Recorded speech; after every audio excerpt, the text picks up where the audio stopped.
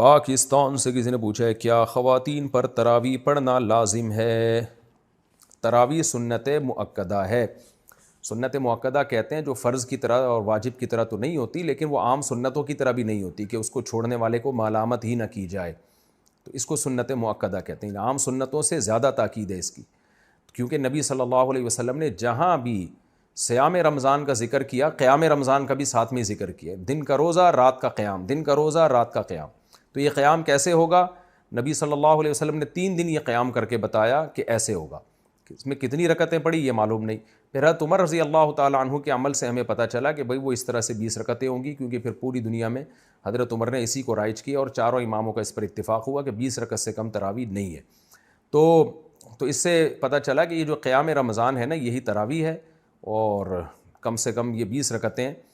تو اس لیے، اور یہ سنت مؤکدہ ہیں کیونکہ ان کی بہت زیادہ تاکید ہے. تو سنت مؤکدہ کا حکم یہ ہے کہ مرد ہو یا عورت دونوں کے لیے ایک ہی حکم ہے، الگ الگ نہیں ہے. ہاں، مرد بہتر ہے کہ جماعت سے پڑھیں، جماعت سے سنت مؤکدہ نہیں ہے، خوب سمجھ لیں. انفرادی طور پر بھی پڑھ سکتے ہیں، مرد ہو یا عورت ہو، لیکن جماعت سے پڑھنا افضل ہے، کیونکہ حضرت عمر نے جماعت قائم کی تھی، اور اس لیے تاکہ قرآن ختم ہو لوگوں کا. جن کو قرآن پڑھنا آتا ہے وہ جماعت کرائیں، جن کو نہیں آتا وہ قاری کے پیچھے سنیں. تو اب خواتین پہ تو مسجد کی جماعت فرض نماز بھی لازم نہیں ہے، تو تراویح کہاں سے لازم ہوگی؟ تو اس لیے خواتین بہتر ہے گھر میں تراویح پڑھیں. مسجد جانا چاہیں تو ہماری رائے تو یہی ہے کہ اس زمانے میں ان کو مسجد جانے کی بھی اجازت ہے، حدیث میں اس کی ثبوت ملتا ہے. اور تراویح میں تو ہمیں ملتا ہے کہ اسلاف اپنے عورتوں کو بھی تراویح کی نماز میں لایا کرتے تھے. تو لیکن بہرحال سنت مؤکدہ یہ ہے کہ پڑھ لیں آپ. جماعت سے پڑھنا سنت مؤکدہ نہیں ہے، گھر میں پڑھنا زیادہ افضل ہے. تو آپ گھر میں تراویح پڑھیں، 20 رکعت پڑھیں.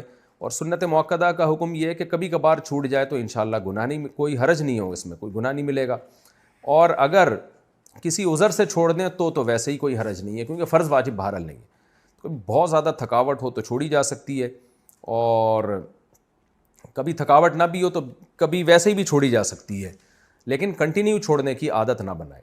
لیکن ویسے ایک جنرل نالج کے لیے بتا دوں، جو پڑھتے ہیں پراپر پڑھتے ہیں، جو نہیں پڑھتے پھر وہ چھوڑتے ہی ہیں. یہ تراویح ایسی چیز نہیں ہے 2 دن پڑھ لی 1 دن چھوڑ دی. تو جو ایسے کرتا ہے وہ پھر چھوڑا ہی رکھتا ہے. تو جو پڑھتے ہیں وہ کنٹینیو پڑھتے ہیں.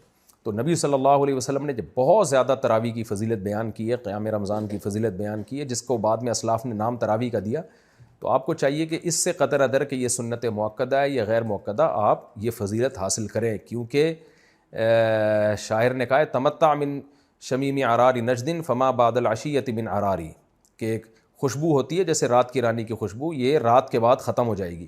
تو تراویح کی فضیلت بھی رمضان کے بعد ختم. تو اس بحث میں پڑھے بغیر کہ سنت مؤکدہ ہے یا غیر مؤکدہ ہے، واجب ہے یا نہیں، اس بحث میں پڑھے بغیر آپ کنٹینیو پڑھ لیں، کیونکہ ثواب بہت ہے اس کا. اور یہ عید کا چاند نظر آتے ہی آپ کے پاس یہ آپشن ختم ہو جائے گا. لیکن حکم یہی ہے کہ سنت مؤکدہ ہے.